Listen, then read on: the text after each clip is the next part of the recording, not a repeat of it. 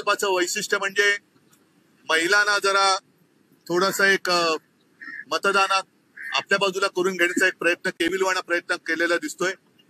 मी आधीच म्हटलं होतं की महिलांसाठी लाडकी लेक किंवा लाडकी बहीण ही योजना आणत असेल तर जरूर आणा, आम्ही स्वागत करतो। पण मुलगा आणि मुलगी असा भेदभाव करू नका। मुलींसाठी काही आणत असाल तर मुलांसाठी आणा, त्याच्याबद्दल कुठे तशी काही वाच्यता नाही आहे।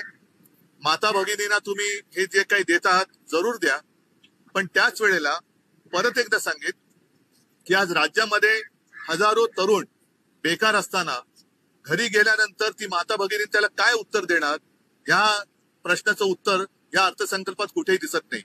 म्हणजेच काय की रोजगार वाढीसाठी कुठेही उपाययोजना नाहीत। जे काय आहे ते रेटून न्यायचं। मी शेतकऱ्यांना वीज बिल माफ करा अशी मागणी केली होती, ती त्यांनी मान्य केली, पण शेतकऱ्यांना कर्जमुक्त करा ही मागणी त्यांनी काही मान्य केलेली नाही। शेतकऱ्यांना वीज बिल माफ केल्यानंतर थकबाकी ज्यांची आहे ती थकबाकी सह हे माफ होणार आहे का? आजपर्यंत जेवढी काही थकबाकी आहे तेवढी सगळी थकबाकी तुम्ही माफ करणार आहात का? आणि वीज बिल माफ करा म्हटल्यानंतर मला आठवत आहे जुन्या एका गोष्टीची आठवण झाली। माझ्यासोबत आज नाना पण आहेत, जितेंद्र आहेत। त्यावेळेला तुमचं सरकार होतं आणि हिंदू हृदय सम्राट शिवसेना प्रमुखांनी संभाजीनगरला जाहीर मागणी केली होती किंवा आपण असं जाहीर केलं होतं की आमचं सरकार आल्यानंतर शेतकऱ्यांना वीज बिल माफ करू। तत्कालीन मुख्यमंत्री सुशील कुमार शिंदे होते, ते तत्कालीन होते आणि त्यांनी तत्काळ ती मागणी मान्य करून निवडणुकीच्या आधी शून्य रकमेची बिलं ही शेतकऱ्याला द्यायला सुरुवात केली।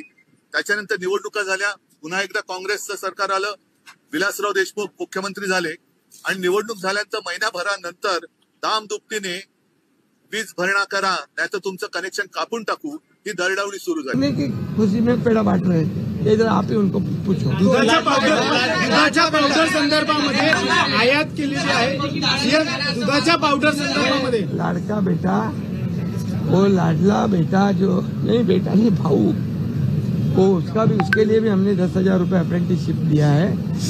अभी हमने तो उनका भी ख्याल किया है, लेकिन 2.5 साल तो क्या कहते हैं लाडला बेटा योजना चालू वो चाहिए ना आपको। तो बस दुधाच्या पावडर संदर्भामध्ये आयात संदर्भात नाही, त्याच्या संदर्भामध्ये काय सांगाल? दुधावर देखील 5 रुपये आम्ही देण्याचा निर्णय घेतलेला। CEN न्यूज, देश प्रदेश की ताजा तरीन खबरों के लिए CEN न्यूज को सब्सक्राइब करें और रहें पल पल की खबर से हर पल बाखबर।